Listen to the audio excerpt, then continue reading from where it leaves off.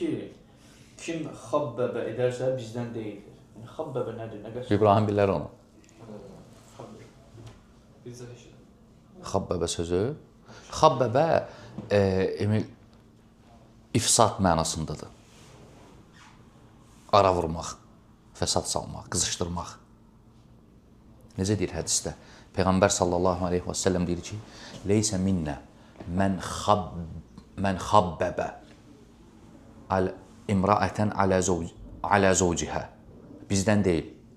Kim qadını ərinə qarşı qızışdırırsa, xabbəbə. Qadını öz ərinə qarşı qızışdıran, ara vurduran, bizdən deyil. Təxbib o da emin. Ona görə alimlər deyirlər ki, bir hədisdə ki, leysə minnə sözü keçir, bizdən deyil. Burada nə deyir? Leysə minnə. O əməlin böyük günah olduğunu göstərir.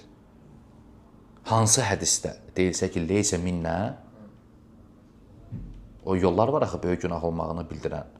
Məsələn, lənət gəlibsə, cəhənnəm əzabı gəlibsə, onlardan biri də bəzi alimlər deyiblər ki, leysə minnə, bizdən deyil sözü hansı hədisdə keçirsə, o artıq böyük günahdır. Ona görə İmam İbn Qeym rahimehullah İ'lamul Muvaqqi'in kitabında deyir ki, minəl kəbair, böyük günahlardan biri də təxbibul mər'a alə zovcihə. Qadını ərinə qarşı qızışdırandır.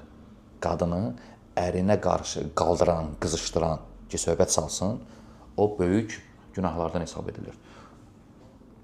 Görmüsən mi? Bunu adətən yox, bəzi hallarda insanın ən yaxınları edir, subhanallah. Allah uzaq eləsin. Ən yaxını. Məsələn, anası, atası, bacısı, qardaşı.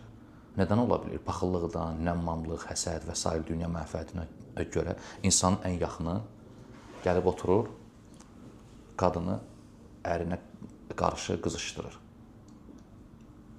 Orada Subhanallah. ailə münasibətlərinə xas.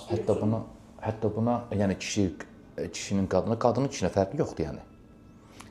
Burada hətta bəzi hədislərdə, o gəlib hədisdə məl'unun, lənət onu, bilməm bu hədisin isnadı səhihdir yoxsa yox, yadımda belə bir hədis var ki, Peyğəmbər sallallahu aleyhi və səlləm deyir, lənətlənib ərini, qadını ərinə qarşı qızışdıran lənətlənib. Hətta məl'unun deyir, məl'undur o kəs.